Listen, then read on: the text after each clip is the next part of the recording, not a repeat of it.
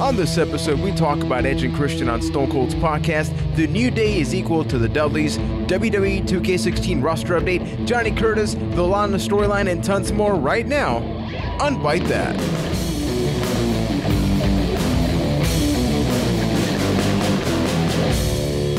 Hey gang, what is going on? You're listening to episode 107 of Byte That's weekly wrestling podcast, a place where we talk about the WWE, the sweaty men involved in it, and maybe the rest of professional wrestling. Thanks for tuning in and checking out the show. Remember, we are available every single Tuesday night on iTunes, Stitcher, TuneIn Radio, ByteThat.com, and of course for this and tons more reviews, fantasy leagues, so much cool stuff, head on over to our YouTube channel, youtube.com/ByteThatCast. My name is Juan Velas. I am from, and still hope to be from, San Juan, Puerto Rico, and all the way from Winnipeg, Manitoba, Canada, Keith Poshik, everybody. Why still hope to be? Is there something you want to talk about? No, I just felt like I've been here all my life, so okay. I don't know. I thought like maybe Puerto Rico was gonna fall into the ocean or something soon, and it'd be bad. Well, I guess it'd be worse if Ryan was here. So I guess we'll just. Yeah. Much to your disappointment. Give me my intro. Go ahead, do it. Okay, fine. Then from Winnipeg, Manitoba, Canada, there's Keith, but from Boston, Massachusetts, the Sex Stallion returns after a 1-week absence. You doing good, man? How was that week? I'm doing good. It was a glorious week, not having to deal with you two. I know, right? I hope everyone missed me dearly. It's good to be back, talk some wrestling. I know there's some things you guys want to. Yes. There's some things you want to bring up to me, so we're gonna get to them pretty quick. This Raw was interesting. Yeah, we got to get ready because the first portion of this can get heated up. Last week, last time on Fight Night, seeing as WWE's kind of doing this. We talked about the Lana Rusev Ziggler storyline, and we had Fight That, not Fight Night. Get your love our right. Fight Night. Yeah. No, but basically, so last episode we talked a lot about the storyline, of course. Yeah, we're not feeling it too well. In this episode on Raw, I mean, if we complained last week, guys, for me, I hurt. Like, I was physically hurting this week. Before this week, let's say 2 out of 3 of us weren't feeling it and pretty much called it the worst thing ever. But there's 1/3 of us that said, oh, it's okay. It's all right. It's a pretty good feud. It's enjoyable. Like it. And you can go back and listen to that. So last week, I made sure to remember to call that third out and ask him, so, Mr. McNulty, how is this steaming pile in any way defensible at this point? Do it. Ryan. All right, guys. So I wasn't able to comment on what transpired last week. And after what transpired this week, you guys got me. All right. It's terrible. It's really bad. Just soak it in for a minute. It is. I was wrong. At the time, I thought it could have been decent, but these past 2 weeks, it has really just taken a turn for the worse. It is very reminiscent of the Bella versus Bella. I almost said Bella versus Bailey, but it is very reminiscent of like the Nikki versus Brie storyline of cringiness in its whatever in that TMZ-ish video package.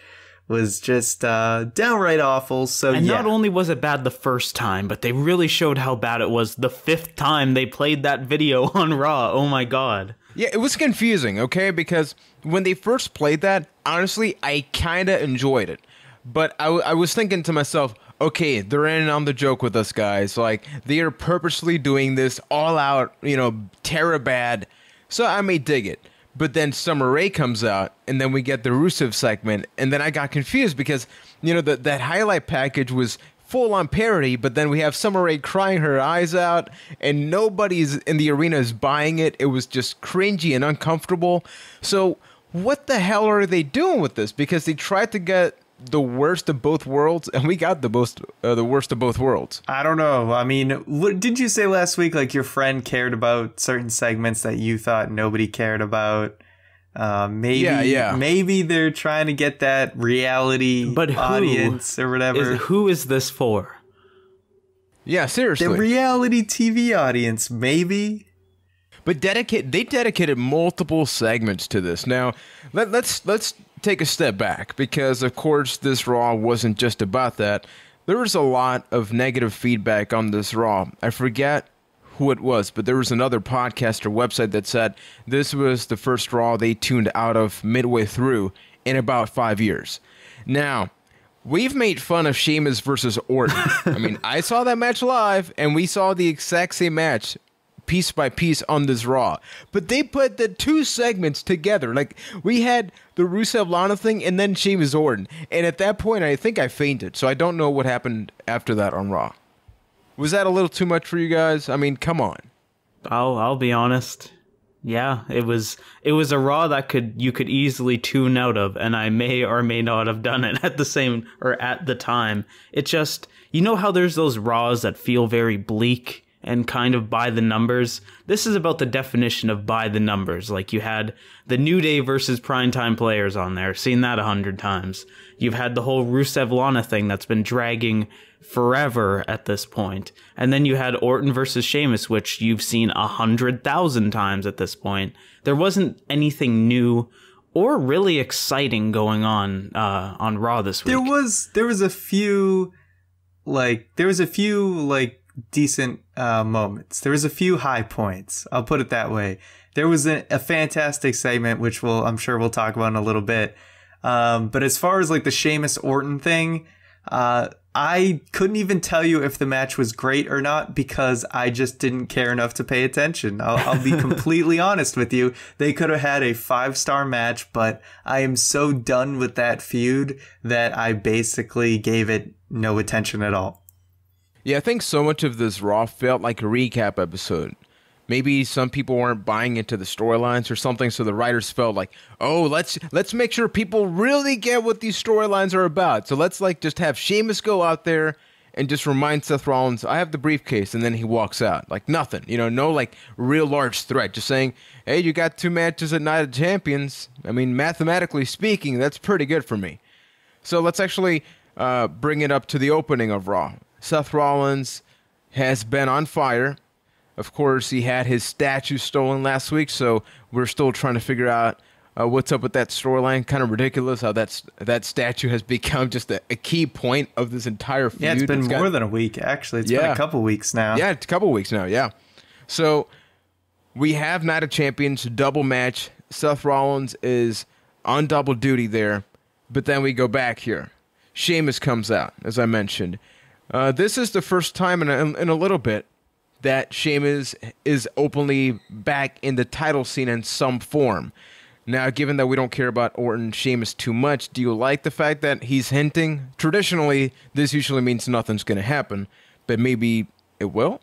I think it doesn't hurt to definitely have that in the back of everyone's minds that, hey, this could happen. And like you said, because they're reminding us of it, for the shock factor, it's probably not going to happen, because they want that to actually, they want the real cash in to be when we least expect it. Completely very much like, very much like WrestleMania. I don't think a lot of people were expecting Seth Rollins to cash in and win there. Sure, it was a possibility, but I don't think anyone would have outright predicted it.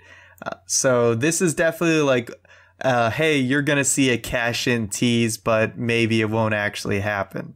To me, it almost felt like, oh, hey, we need to remind everybody that Sheamus is a thing. It's less about that he has the money in the bank, but hey, Sheamus is chilling in the mid-card, right? So you need to remind people that he's actually a little bit of a threat. Like, they didn't really need to do that for Seth, because Seth was always in the main title picture as Money in the Bank holder.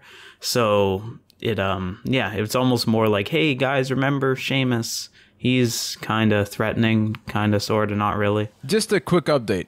We ask this every once in a while. Sheamus, in your head, in your noggin, is there any scenario that you will care about him cashing in, be it against Rollins, be it against Sting, or anybody else that's a viable option? I know your face is kind of answer already, but go on. It'll be initially surprising, but I don't think I'd be very thrilled about Sheamus being champion. So at the present moment, I don't really want to see him, take the title from either the champion or the challenger, given who wins that match. I think if they just go all in on the shock factor and just like make people forget about Sheamus a bit and then just boom out of nowhere cash it in, they could have something big with it. But like at face value, Sheamus cash in, become champion, it is hard to get excited about it. So let's talk about the challenger for the title now. Sting is now almost a full-time roster member. This is the first time he's weekly involved in some form. He had the statue which he stole, and then he sort of transformed into the statue on Raw, and now it's becoming the chase. He's becoming, I won't say Joker / TNA Sting, but he's knocking on that door. He's definitely working a different kind of character than how he was with Triple H, which was a little darker, a little bit quieter.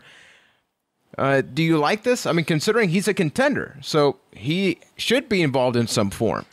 Take a look at Sting's current run in the lens of it being a tribute to WCW, and I think it starts to make a lot more sense.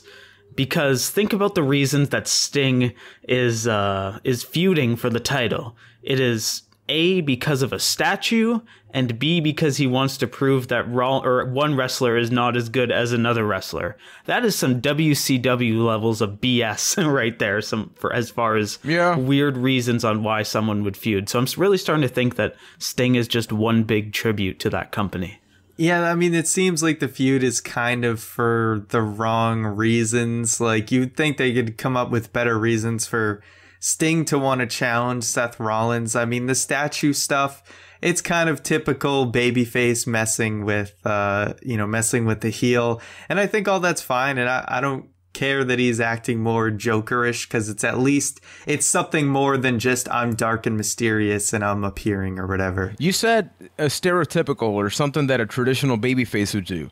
This is Sting we're talking about. So that's kind of weird to me, because we're treating Sting as if he's just another guy. But Sting in the WWE is also an unknown factor. Like, we know Sting, but we have to assume that the majority of the audience doesn't know Sting and are just going off of the way that they build him. Like, they haven't gone back and seen why Sting is Sting. They're just being told that Sting is this great person. So him acting as a generic babyface, now that you say it, it actually makes a little bit of sense like that.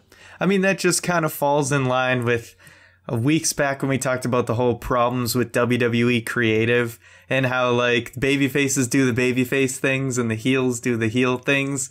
It's like the only exception, it seems to be, is like Undertaker does his Undertaker things, which now includes low blows. People in the balls. Yeah. And yeah, like Undertaker is pretty much the only exception to that. I don't know if you can name anyone else who feels unique when they do their thing. Maybe the New Day kind of has their thing. I would say Brock is also on that level. Brock, yes. Brock. So we get a couple of exceptions there. But then when it comes down to like babyface heel tactics, even Sting is being relegated to the standard stuff. Yeah, so you brought up New Day. Talking about Rollins and New Day, they had a match, which, we'll get to the whole fan thing at the end of the show. But I felt something really special here, and we'll get to the Edge and Christian podcast that happened right after Raw. But we had a backstage segment that featured the New Day. It featured Edge and Christian. It featured the Dudleys. It had Seth Rollins. And man, I felt warm on the inside and cuddly. Like, just something clicked really well. Where was it? There was a thread on Squirt Circle, and somebody said, in that segment, the New Day did not feel out of place. And that is rare to think about. That you had the Dudleys, you had these legendary tag teams, and you had Rollins in there. And the New Day felt like equals. They didn't feel like they're the new tag team and they're trying to, just put over or something. And that's when it made me realize, like, God damn it, they got to do this again. The whole, like, equal tag team movement. You will have the Divas Revolution, have the Tag Revolution, because right now it pretty much is the New Day. Because even PTP, honestly, they feel completely second rate to everything else happening. And we've talked about that. 100%. I mean, the New Day is the best thing about Raw and was far and away the highlight of this Raw. I was like, I was laughing so hard at some of the stuff with the New Day, the trombone stuff in the main event was absolutely amazing when like Kofi was doing the corner move and Xavier Woods was playing that long note with the trombone. Like it was so good. And then he's doing like the Final Fantasy fanfare just as like a nod to all the gamers out there. But like that segment was amazing, and like you got the throwback with Edge and Christian doing the kazoo stuff, and then Big E eats the kazoo in like the greatest gif gif of all time. And then like the Dudleys, they're there, and like it was just great to have the whole Edge and Christian Dudleys thing too, just like an Attitude Era throwback. Everything about this was awesome. Just every time the New Day shows up on Raw, I just feel so happy that they're there. There's nothing else on the show that just makes me feel like that. They're the best, and we say it every single week, just how great the New Day is. And God, just New Day rocks, guys. New Day rocks. I gotta keep saying it. The New Day and The Miz, earlier on, are the great examples of people can just hate on something, like just hate. But when something works and that gets turned around, when it clicks, it clicks. Yeah, it's absolutely amazing. And I just want to point out the little chemistry we've talked. No, not so much this year. They've been getting better, but there was a long time where we complained about WWE not having enough just hanging out backstage segments between wrestlers. And like that little thing on Raw where Rollins asked a question, New Day shows up, and then he's just like, "Why did I ask or something?" I need more of that. That segment like, there, intermingling storylines. Like, I was talking to my roommate about like the main event last night. It was very much a classic main event of Absolutely. You have two feuds going on, and you kind of combine them into a big tag match to end the show. And not only that, but that backstage segment, it's like Seth Rollins interacting with the New Day is good. These are normally two separate segments on the show where it's like, oh, New Day does their stuff, Seth Rollins does their stuff, his stuff. So just to have kind of intermingling storylines is very refreshing. And just more of that would be nice. So what you're saying, Ryan, is that the New Day should be in every segment on Raw. Almost every segment, but you can't. Too much of a good thing would be bad. It becomes a bad thing, yes. Yeah, but we're getting just enough. Now, getting to a tag team that has some sort of development happening, and I guess the context actually started down here in Puerto Rico. So, Los Matadores, they're not Mexican, they're not from Spain, they're not from Argentina, they're actually Puerto Ricans who pretend to be Spanish bullfighters. Now, after your headache is done and you go back, what happened on the house show down here is that they had a really, really match of the night match with the Lucha Dragons. And after the match, they cut a promo in Spanish. Obviously, they didn't take the masks off, but, they sort of broke kayfabe. And one of them even started swearing and everything, like saying, like, God, you know what word I'm going to say there? Like, we are Puerto Rican. We're tired of being this. And then on Raw, of course, they lose the match, and then they kick El Torito, which I guess something is going to happen with them. Now, keep in mind, Primo and Epico, they've been like that in the past. They've been tag champs, Primo with Carlito, outstanding wrestlers. But I want to get your guys' feedback, because I know that the Colognes, maybe Carlito has had a bit of a push. Insert Cologne joke. I know that's going to happen at some point, so I'm just getting the colon joke out of the way right now. Do you guys care, like legitimately care about them getting some kind of push, knowing that they're good wrestlers, but that's about all we know? They're great wrestlers, but first of all, historically, team that says, we're done with this and then goes to a heel tag team, it never works. They'll be jobbing in weeks at this point. It went great for Crime Time, and it went great for like every other tag team, right? Look what happened with them when they went from Primo and Epico to just the Matadors. They literally got this gimmick change and moved nowhere on the card. They were in the exact same spot. Yeah, I think it says like monumental statements. The fact that you knew that one of them was going to go through a table was infinitely more interesting than the fact that they were just turning heel. Like, nobody cared about the fact that they were going through the table, or that they were heel. Sorry, they are very talented wrestlers, but I don't really see anything else past that, as much as I'd like to see more. Question: who do you see as a more not just like wrestling savvy tag team or just great wrestling, Lucha Dragons or Los Matadores, if you had to have a modern Edge and Christian, Hardy Boys, Dudley Boys type thing? We have the New Day in one corner. We technically have the Dudley Boys in the role of the Dudley Boys, but we could use that third tag team, and I guess PTP's in there too. It would probably be PTP. Yeah, but if we're going by your example, I would say the Lucha Dragons, because the Lucha Dragons just seem to do everything that the Los Matadores would do, but just much better. Well, I mean, if you're going to have that triangle team again, with the Dudleys just replaying themselves like 15 years later, if anything, they look younger. Yeah, I know, which is crazy.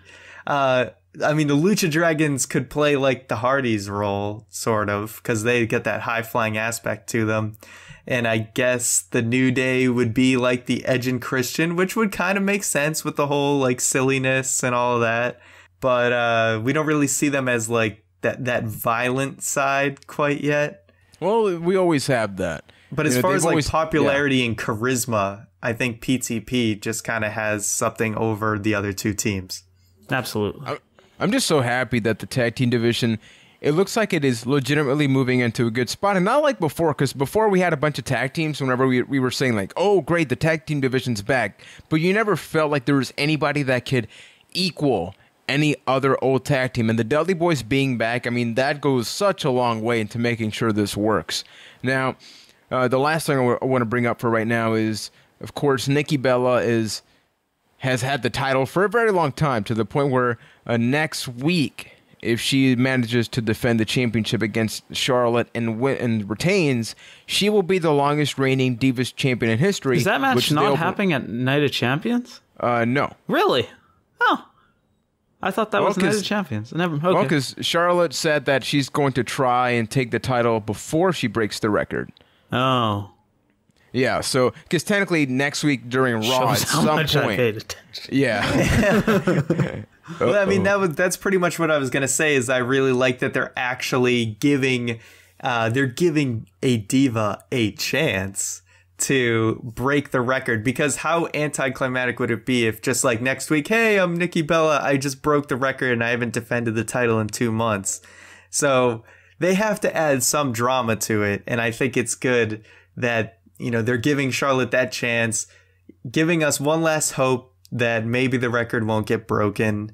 I bet 90% chance that there's going to be some messed up finish and it moves to Night of Champions anyway. Yes. But the fact that they're giving it that, last chance to save the record is a good thing. Yeah. No, I have no doubt that the match, though, like, let me formulate them words here. I don't know when that match is going to happen during Raw. Like, I don't know if the streak will be defeated during Raw or if it's like after, because the next best step would be like put the match at some point during Raw. So like she's like 2 seconds away from beating the record, is about to lose, and then like gets disqualified. So on a technicality, she beat AJ Lee's streak. If anything, I would actually love that. That would actually be really good. Move. Yeah. Yeah. They've never had like a streak or like a record come down to a clock before, so that could actually have an interesting element. Yeah, I'm looking forward to that. Do you guys care about Nikki Bella? I mean, we've talked about this for a while, but just sort of bringing it back up. I mean, she's becoming the champion again, if you know what I'm saying. So, yeah. I mean, she has 2 very interesting things about her. Other than that, I see what you did there. I don't know. It's almost felt like Nikki's taken a back seat for this whole quote Divas Revolution thing, where hasn't really been in a lot of matches since it started, and then has she been in any singles matches since the start? Yeah, didn't she have a match with like Sasha Banks or something? Oh, okay. Yeah, I believe she's been in a couple of matches, but yeah, she hasn't been the main feature, which is weird considering that she's the champion. But I mean, I'm looking forward to it. I think that I've said since day one that she's gonna break the streak and lose the championship. So it's hard to get excited from that. But yeah. But Sasha Banks is on Raw, so I am one happy camper. Now, before we go delving deep into the Stone Cold podcast with Edge and Christian, we of course want to get to a couple of announcements. This Thursday, we've been posting a lot of gameplay videos. It's all about to change a little bit. We are back with the Square Roundtables. We have a pretty fun topic that a lot of you have suggested, and we turned it into a video. That is the worst storylines in wrestling history. Now, we're calling it Part 1 because, guys, we know wrestling has not just have 5 bad storylines. So this is going to be something, fun, deep discussion, but having a good time. Also, make sure to follow us over at twitch.tv/Byte. That we live stream a lot of games. Ryan played some Here Comes the Pain. He is playing the season mode as Stevie Richards. Ryan, I mean, how's that going for you? It started out really bad, but I think things have picked up. Business has picked up. We started to add a little more stats, started to get the hang of the game better, and we're finally winning some matches. And my it's boy, nice. did you end on a high note last stream? Yeah, so there's the sneak preview. What's going to happen? Go to the channel. We actually have the recap of the first session. The second one is going to be going up in about maybe a week. Give or take, so stay tuned to that. I'll play some WWE Day of Reckoning story mode during Labor Day, so that was yesterday as of this recording. That's going to be going up as the recap. Also on the channel, we gave away a copy of Metal Gear Solid 5 The Ground Zeroes for PC, thanks to Mr. Danta1234 that won that, so congratulations, sir. And then we actually want to plug that one of the people involved in the PWI Top 100 wrestlers. Top 500, yeah. Just Keith, you say it. All right. Yeah, so we want to do a little plug for one of our favorite corners of the internet. You know it, we talk about it all the time. Reddit.com/squared circle. Pretty much the place to go for wrestling on the internet at this point. They're doing a cool little AMA and Ask Me Anything on Thursday this week, and it's with Dan Murphy. If you don't know who Dan Murphy is, he's one of the people responsible for the PWI Top 500 list that comes out once a year. So yeah, we just wanted to plug it because there's some interesting things if you go through the list, and he's gonna go answer some questions, hopefully address them. I personally think it's awesome and can't wait for that AMA to happen, so you'll find that over at reddit.com/squared circle, and it will be Thursday at 7 p.m. Eastern Time. You learn something new every day, like Ryan learned there is a wrestler called Cheeseburger, who's pretty awesome in Ring of Honor. He's on the list. Yeah, and I think The Rock actually tweeted out that he's a huge supporter of him. So with that being said, as I mentioned at the top of the show, there was a brand new Stone Cold podcast with 2 guests, not one, Edge and Christian. I didn't get a chance to watch it after because just my body broke down after that Raw. I think it's perfectly understandable. Did you guys catch it live or after? I watched it live. I knew I wasn't going to have time to get to it any other way. Trooper. So. Yeah, no, I watched it after the fact. But Juan, next time, just use my body to keep you alive. Oh, that was an Edge reference. That was good. Wow. Okay, Topical, so yeah. I like it. Yeah, sounds good, man. So what you guys think of it? Very different, a Stone Cold podcast. We've had the deep, dark discussions with Triple H, Vince McMahon, even Paige, I guess, was sort of in the middle ground. But we made the full transition into just a cool hangout. I love so much, and I'm finding as the more I consume wrestling, I just love this more and more. I just love old wrestlers talking to old wrestlers and just shooting the breeze about old road stories and fun times they had on the road. I honestly went into that not I really don't care what Edge and Christian think about the Divas Revolution, because who cares? They're Edge and Christian. Let's hear about awesome things that they did with the Hardys. Let's have them play kazoos and just tell crazy stories with Stone Cold Steve Austin. And honestly, from that perspective, it was an amazing interview. Honestly, probably my favorite Stone Cold podcast on the network up to this point. I mean, I don't think, in my opinion, anything's going to really top just the juiciness of the Vince and Triple H ones, as far as just getting like insider info on like the current things that are happening. But I did really enjoy this one. It was very similar to the Heyman one, where it's more kind of just casuals shooting the breeze about whatever. I really like how long it took Steve Austin to take that little cowboy hat off. Like, he had that on for a sizable amount of time. How long? 5 seconds. Okay. What? Yeah. Okay. There you go.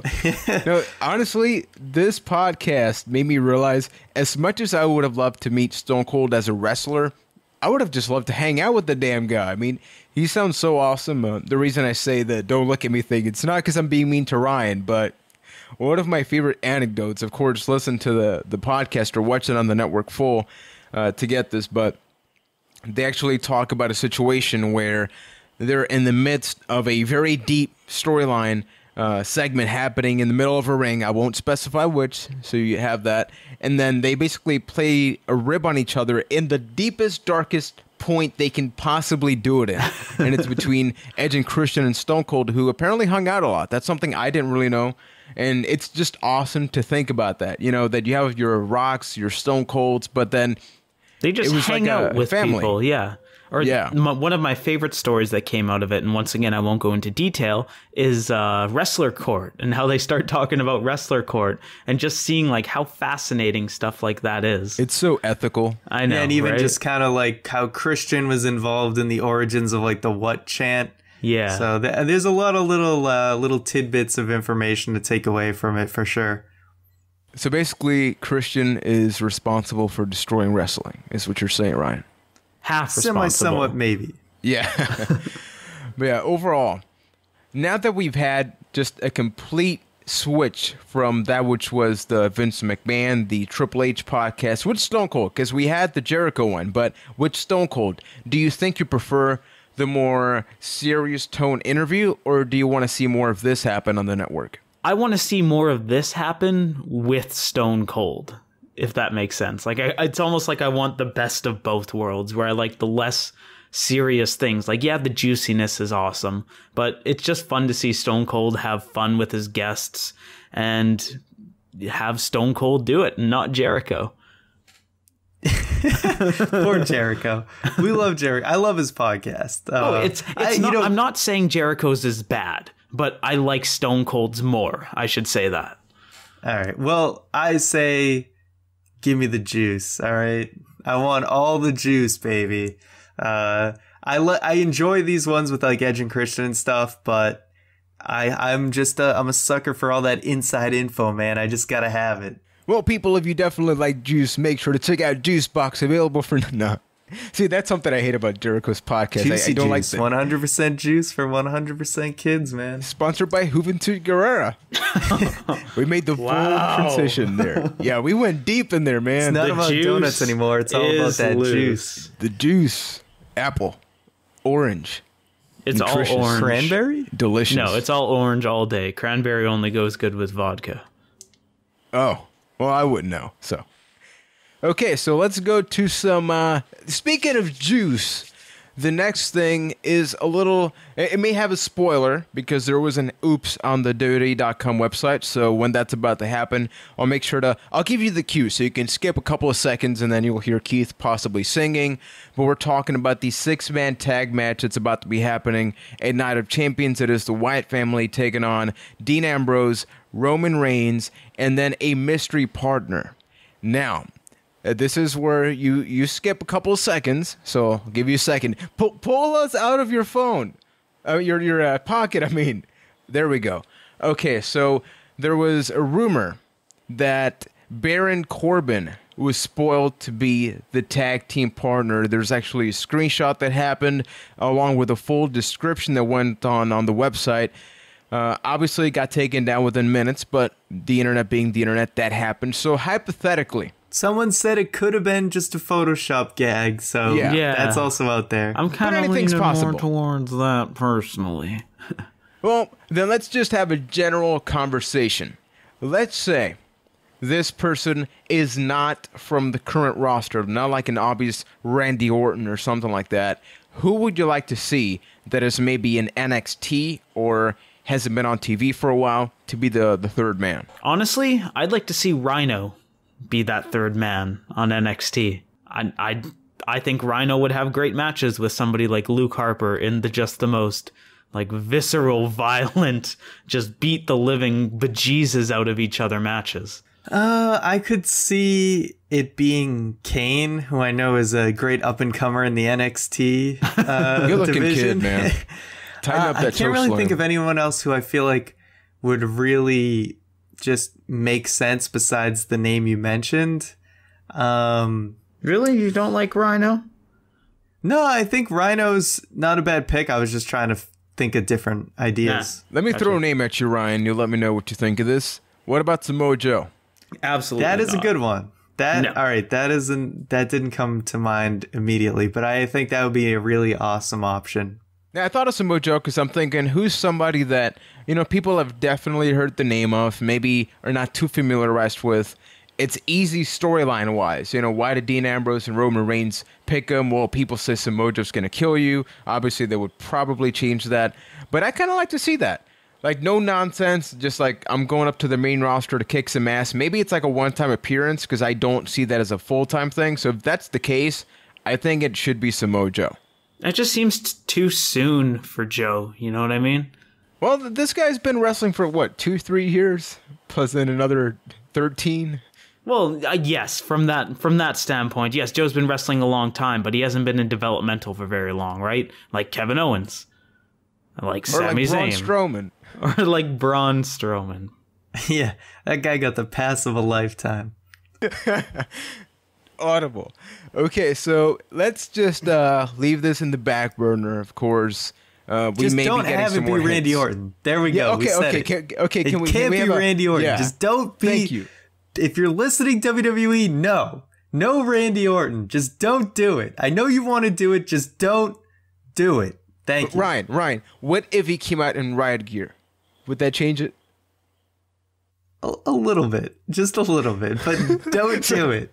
So it's just like, hey, we're pink, and then like a pink riot gear, man. Just come down there.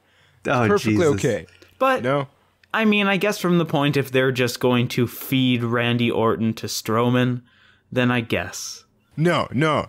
I think Just I no. agree with Ryan. No more. He's not in the match at Night of Champions. I know he doesn't have a match yet, but no. No Randy here. Also, before you get to I know what you want to get to, was that Ryback promo the most awkward thing ever? Yep. Yes. With the he's like doing the motions and It all was that. high school Like, dance levels of awkward. Honestly, I was laughing my ass off. I was laughing too. I was dying laughing, and I can't once you just look at Ryback's promos and just imagine that he's reading a cue card because it really looks like he is every time, you'll never be able to get past that. It makes sense because if you notice, he's always looking like kind of off screen, not even Yeah. at the interviewer. So he can totally just read. It's not even a cue card. It's just like a huge cardboard or like pizza box with some Sharpie on it. But I loved it. Honestly, I think that should be Ryback's thing. I love how he just tried so hard to get the people involved. And he got so far, but in the end, it didn't even matter. The And I guess references in this Kevin Owens podcast, Ryback is going to be a thing, it looks like. So that's something. that I'm looking forward to, actually. I don't know why, but as soon as I saw that happen, I'm like, yeah, I can see that being a possibility. It It seems seems like like it works. Yeah, it feels like a good fit in style because we know Owens can go to town and get very physical. So yes, I like it. Plus, hey, Kevin Owens might be Intercontinental Champion, so that's a cool concept. Definitely something cool to see. And something else that we are getting very close to is the release of WWE 2K16. Stay tuned very soon for the podcast. We have some very cool stuff on the way. Now, as always, IGN, y'all We're tweeted. doing my format this week. Let's try my format. Yeah, we're doing. I had I know we a mental had our preparation fun. We for had it. our fun. Yeah, no, I listened to it. You guys get a pass because I wasn't there. and you probably cringe. But yeah, it's time for the IGN weekly roster update, available every single Monday night. I'll make sure to tweet it tomorrow. That is a Wednesday, September 9th, a couple of days before my birthday. I'm just going to throw that out, September 13th. So here we go. You're not getting anything, so. Damn. Okay, so I'm just going to throw all the names out of the hat, and then if there's anybody that really sticks out for you guys, then just call them out and say why you care. So we have Badass Billy Gunn, Bret the Hitman Hart, the British Bulldog, Cactus Jack, Christian, Damien Sandow. I'm just going to point out just regular... Actually, he has the Miz tights here, so it looks like he's Damien Mizdow. D'Lo Brown, the picture is from the Nation of Domination. Dula, baby. Farouk from the Nation of Domination. Haku is in the game. Huh, interesting. That I'm looking forward to. That actually is an interesting one. Yeah. It didn't get an The Honky Tonk Man. Jake the Snake Roberts. The picture is from the infamous King of the Ring match with Stone Cold. Okay, Jim that the makes Anvil sense. Neidhart. Kama Mustafa. I believe this man came to become the Godfather later on. Yes, that is part of the... He was Kama Mustafa in the Nation of Domination. So it looks like they're going with a heavy Nation of Domination theme this year. Yeah, I'm looking forward to that. Ken Shamrock, Mankind, Paul White, a.k.a. The Big Show, Rikishi, Shane McMahon, Shawn Michaels, Vader, Vince McMahon, X-Pac. Right now, we have officially revealed 100 guys out of the 120, not including any DLC or duplicates. So, what do you guys think? It's a solid list. I mean, there's a lot of, because it looks like they're doing that Stone Cold Showcase mode. I mean, that's already been confirmed. So they're touching on a lot of the cool aspects of the Attitude Era. But there's some, we got a lot of those Attitude Era guys in WWE 13, but it's cool to see there's a few others that we didn't have before. Yeah, it looks like they're going a little more in depth with the Stone Cold side of things, if I could talk. But as far as the roster reveals, I have to say, Ryan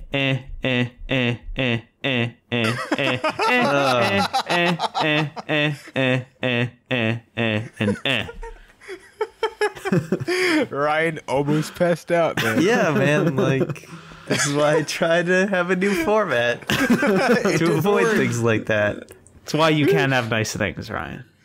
Yeah, we got Haku and Shane McMahon in there. I think that's awesome. Those are Obviously, two Shane, definite highlights. I just hope Haku's finishing move is him biting a chunk out of somebody's back. I hope they have like a Haku showcase where that's just the crazy stories people have told about him throughout the past and just highlighted showcase. Haku should be the only wrestler in the game who has fatalities. I vote yes. Him and maybe Jimmy Superfly. 2K16 is due out October 27th. It's going to be out on multiple consoles. As I mentioned, we have something really awesome that's going to be happening very soon, so stay tuned to the podcast. We'll be streaming. So with that being said, let's go on to the traditional questions that all of you have brought up for us. So Keith, take it away. Indeed, and if you want to send us a question that you could traditionally bring to us, you can do that by heading over to Twitter, Facebook, email, Wrestling Amino, YouTube, all of the places you could send a question to Byte That Cast at gmail.com. Okay, so I'm going to read this email that came from Mr. Phil J. He says, "Hi, Byte That crew. First of all, I would like to be known as Ryan's boy. So, Ryan, you got a boy?" Yeah. I don't know if I'm ready to have kids yet, man. I don't know if I'm ready to be a father, but I appreciate the sentiment, sir. Yes. And he asks, what is the most shocking thing to happen in wrestling history? He quickly points out some ideas that come to mind was the passing of Eddie and Benoit, the streak ending, Sting's debut, Jericho in the Rumble. He also gives a shout out to the Australian Pro Wrestling Gym. That is where he trains. He wants to come back in there. And he says he's not kidding when it hurts because it's crazy hard to become a wrestler and do everything they do. So... most shocking thing to happen in wrestling history. We've covered a couple in the podcast. It's always interesting to bring this back up. So, guys, what do you think? Most shocking moments. Well, he actually pretty much names some of the top ones in my mind. Of course, the whole Eddie thing was very shocking. Benoit, even more shocking based on like what we supposedly knew about this guy and then what he actually did at the end of his life. As far as like in the ring, I mean, I never imagined that Undertaker's streak would end, so that's another solid one. One that always comes to mind is Edge's first cash-in of the Money in the Bank.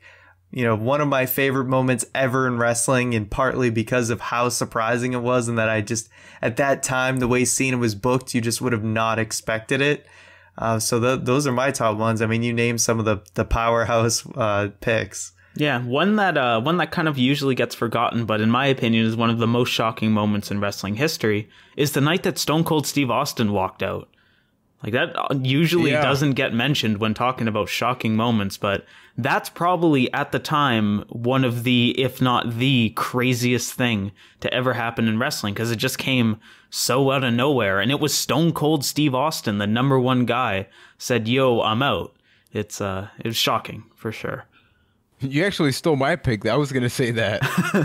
Well, you stole my reading of the question. I'll steal your pick. Meh. Well, fine. I'm going to bring up a bonus thing and say one of the not most shocking, but certainly shocking is the fact that Drew Carey was in the Rumble in 2001. I mean, just you tell anybody outside of the world of wrestling that he's going to be in a Royal Rumble match, and they probably won't believe you. And then just him and Kane's involvement was awesome. I love that. And so thanks, Phil J, for the question. Yeah, as another quick bonus, we cannot finish this question without saying the most shocking wrestler that truly shocked the world, the Shockmaster.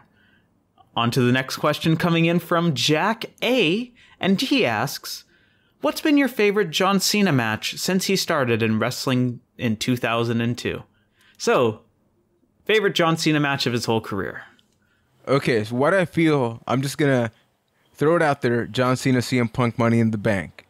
Right? Yeah, I figured that would get thrown out there. An additional one, because that's always going to be one, is CM Punk and John Cena on the Raw. The one with the pile driver. That was also an amazing match. I would also say CM Punk versus John Cena from Night of Champions, the year that they wrestled.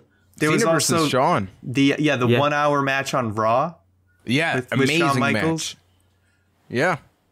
All good picks. Cena's had some awesome matches. It's hard to actually pick just one. I know, he gets some hate, but I mean, we've covered that countless times. Cena's really good. Another good one is Cena versus Brock Lesnar from the Extreme Rules that he came back. Like that was a brutal match. I almost swore there, but I didn't. Whoa, getting edgy. Can we think of any more? We've covered that's a lot of matches. Good enough for me too. All right, our next question comes in from Nick Dupin 1, and he asks, Bo Dallas gets a new gimmick. How do you book it? Or how do you Bo Dallas Simon system? Bo-ook it? Well, the obvious one could be Bo and the Wyatt family because of the whole being brothers with Bray Wyatt. Other than that, I feel like his gimmick was good. Like, he just has that face you want to punch, and he lived that gimmick. And, like, his NXT run was pretty genius. I need to take that one step further. I believe this is something I saw in Squared Circle, but I love it just so much. Where Bo Dallas and Bray Wyatt end up being the same person, just split personality. So you find out the beard is fake, and then you've got like happy, like, hey, motivational Bo. Lose and gain weight at a whim. Hey, you never know. Could be a fat suit. So yes, they are the same person. You find out that one of them is dark and twisted, one personality, and the other is happy-go-lucky, Bo Dallas. Our next question comes in from Cody Collier, friend of the show, and he asks, what do you think is the most underrated main event to close the show in WrestleMania history, and why? Okay, I'm going to go first and say this match does not get brought up a lot in a positive light, but I enjoyed it, and that is Chris Jericho versus Triple H WrestleMania 18. I think that is the point in time where a lot of people are starting to just tune out of wrestling, so it's a good reason why people just forget that. Then Chris Jericho lost. It was a negative thing. Plus, it followed Hogan Rock, which is really the star of that show. Yeah, I mean, the people were just freaking tired. But I thought it was a really good match. And something that, I mean, Chris Jericho main evented a WrestleMania against Triple H. Like, even if the match was decent or okay, that is memorable. And I think it was a really good match. Maybe Edge and The Undertaker? Does that get talked about a lot? Not really. I mean, No. you guys, you know, we've it's hard because, like, you'll think of obvious ones. Like, I mean, WrestleMania 30 had a pretty good main event, but I'm sure people are talking about that as, like, you know, maybe not necessarily underrated. It's really tough because It hasn't been long enough to really rate it. yeah, there's some of like the really bad ones in some of the early WrestleManias, and then there's the ones from the Attitude Era that everybody loves. So it's hard to kind of find that underrated one. Yeah, no, that's true. And I think I'm going to have to say the main event of WrestleMania 23, Shawn Michaels versus John Cena. The reason I call it underrated is it gets eclipsed a lot because it wasn't supposed to be that match. It was supposed to be a triple threat where, but Triple H got injured. That's a lot of triples in that sentence. That was weird. But then it ended up being trippy. Indeed. So it ends up being Shawn Michaels and John Cena, and they go on to have an amazing match the night after, like a 1 hour classic. But it was still a really good match on its own, and I think it's totally acceptable as a WrestleMania main event. So thank you for the question, Mr. Collier. Our next one comes in from NKBE1324. He asks, when was the last time you didn't use any electronics during a Raw? That's a tough one. Probably. That is a tough one. I think the year started with a 1. Because if we're counting computers, totally haven't done it this century. Probably like 2004. 2000 I guess I'm gonna go up to like 2007. Up until like before I went to college, there were times where I'd just be sitting in like a living room and just straight up watching Raw or SmackDown. Wasn't until I got to college where I'd always have like my computer up or something like that. Yeah, for me, a solid year is 2004. And that's the year we actually started talking, but we didn't really talk during Raw all the time. Now, the last year that I remember vividly, still not, only having like the computer to like talk to you guys or something like that, probably 2006 or something like that. So almost 10 years ago. Huh. Damn. See, I remember always at least playing on my computer during Raw or something like that. And I got a computer around the invasion angle, I think. So I'm going to say somewhere around there. What'd you play? Probably a lot of Roller Coaster Tycoon back in the day, because God, I loved that game. Such a good game in Zoo Tycoon. Oh, yes. Love them. Force Frontier, man. What's Force Frontier? I don't think I ever played that. Force Frontier was the first level in Roller Coaster Tycoon. Oh, wow. Good job. And you make the...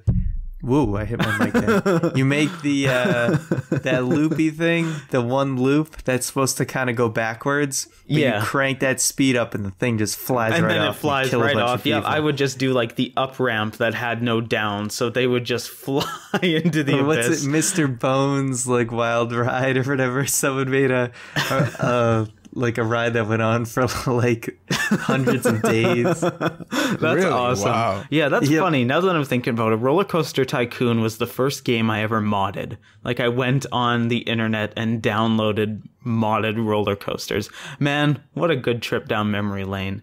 Thank you for the question, sir. Our next And one... for the throwback. Indeed. Throwback indeed.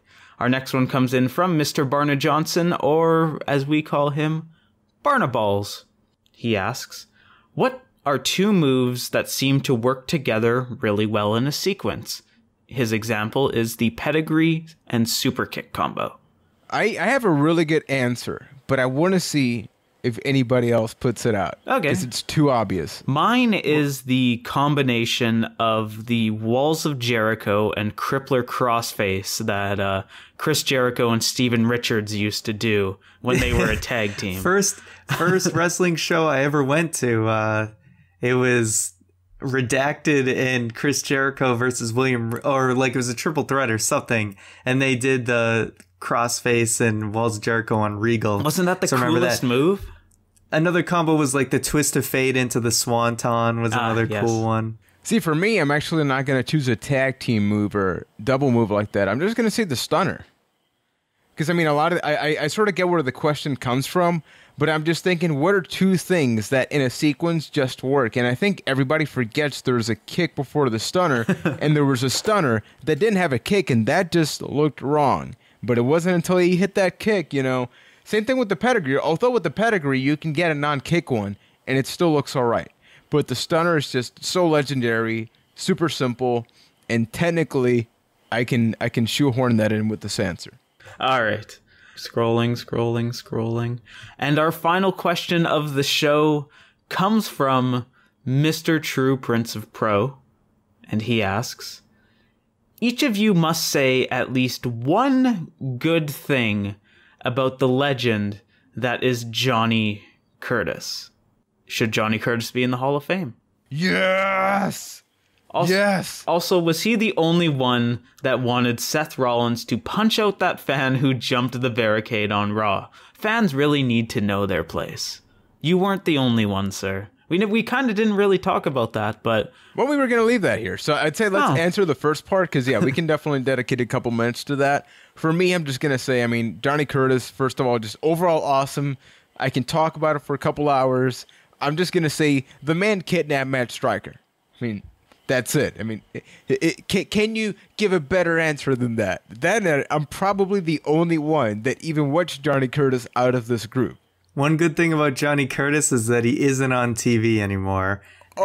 Stop encouraging Juan. I warn all of you, let this Johnny Curtis thing just die, and you'll be happier for it. Yeah. No. And my great thing about Johnny Curtis is that he's no longer Johnny Curtis and has moved on to better things? Somewhat, like you maybe guys. not really. That's funny, because I've never liked you. So. Okay, so let's get to the Seth Rollins thing. Okay, so of course, there seems to be a thing with Shield members or former Shield members having fans either throw money in the bank briefcases at them, or just in this case, somebody just went over the barricade and just proceeded to just walk with Seth Rollins. And this is happening a lot, because for a while this stopped happening, but it seems like in the past couple of months, fans are finding it just hilarious for them to just jump over the barricade. I think it's insanely disrespectful. I mean, think of the security. I agree. And I absolutely agree with you, True Prince of Pro. I think that fans need to know their place in this respect.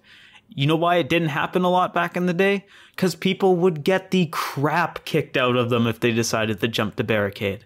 Like, this guy got let off pretty easy. There was like 7 wrestlers in the ring, and none of them went after him. He should have been terrified about that. But no, the security's like, okay there, Sonny, let's mosey on this way and get you off the show. I thought he got let off way too easy. And that's why it keeps happening. I think that WWE has the right protocol for this, and maybe people don't agree with me, but I think the best thing to do is to give them as little attention as possible. If Rollins starts beating the hell out of him, then it's just bringing more attention to it. Whereas WWE does everything they can to just keep them off screen and just act like nothing's going on so that they get absolutely no attention. And I honestly think that's the best protocol. If you start something crazy and you make a big deal out of it, more people are going to want to do it regardless of the physical harm involved. That's my take. No, I agree. I'm just going to point out an example. Remember the ladder match between RVD and Eddie Guerrero, where I believe it was Eddie that tried climbing up a ladder. Yeah. The fan came in and Eddie actually just watched punched that him. today. Really? Yes. Wow. Okay. So that's a little weird, but I'm just using that as an example because it seems like WWE tries to be so politically correct. Like, I get your point, Ryan. I'm just thinking like I'm Seth Rollins or I'm Roman Reigns, whose entrance is always a hazard really. Anybody can really just go and punch him, or anybody can, worst case scenario, grab a knife and something. Anything like that can happen. And I think that it's happening a lot, and WWE needs to do something about this. Not just say, well, that's what a fan does. I think even a former security guard sent out a Facebook post regarding this. because it's getting out of hand. I mean, when you get briefcases thrown at you and a lot of stuff, it's like back in the day, you know, when people would throw cans, and it's freaking ridiculous. It happens a lot in Puerto Rico, actually, still, which is one of the reasons that a lot of wrestlers don't like to come down here. Because if you're a heel, I have some stories that I can tell in a future episode where I'm just gonna give you a quick preview. If you were a heel back in the day in Puerto Rico, you cannot leave or you will get legitimately murdered. Like, there were houses that you would get transported to that had with cars that had tinted windows. Otherwise, you would get killed. So yeah, just quick weird transition. I don't know how I got there, but it's a cute, it's a cute story. No, it's a curious story. And then I brought it out there. But thank you, Truth Prince, for the question. Brought up that memory. Yeah, and on that peachy note, let's close the show. Yes, so Mr. McNulty, do your thing. All right, ladies and gentlemen, that has been another edition of the super sexy, exciting Byte That podcast. So before we get the F out, it is time to do some pluggerinos. So of course, YouTube channel, you know what it is, youtube.com/Byte That Cast. Hit that subscribe button. If you haven't already, I will literally punch you in the face. Literally. I don't actually mean that. I'm sorry. Are we still friends? Are we still friends? Can we please? Why can't we still be friends? Good, because Thursday we got some stuff going on, and that is an SRT coming up. Worst wrestling storylines ever. So make sure to see that. You need more Valley Girl in that. Like, worst wrestling storylines ever. Well, you did it for me. I don't need to do it. Of course, Saturday, I'll be doing a video on what I have no idea, but it will be something. So maybe some more Hearthstone. Strip. Maybe. I don't know. I was pretty pissed off when I made that. So we'll see. We can tell. We can tell. It didn't translate through the video. Yeah. I'm doing better now. Already up to rank 7. Are you? This early in the season, so that's cool for me. Of course, you can check out last week's Fight Night. The season, it's getting hot and heavy, so you want to see that. Trust me, Fight Night is love, Fight Night is life. Go watch that. Social media stuff, of course, Twitter, Byte That Cast, YouTube, Byte That Cast, Facebook, Byte That Cast, Instagram, Byte That. Wrestling Amino, Byte That. And am I missing something? ByteThatCast@gmail.com. Send your questions. All right, that's everything. I gotta get the hell out of here. Thanks for listening. We'll see you guys next week. Punch Ryan.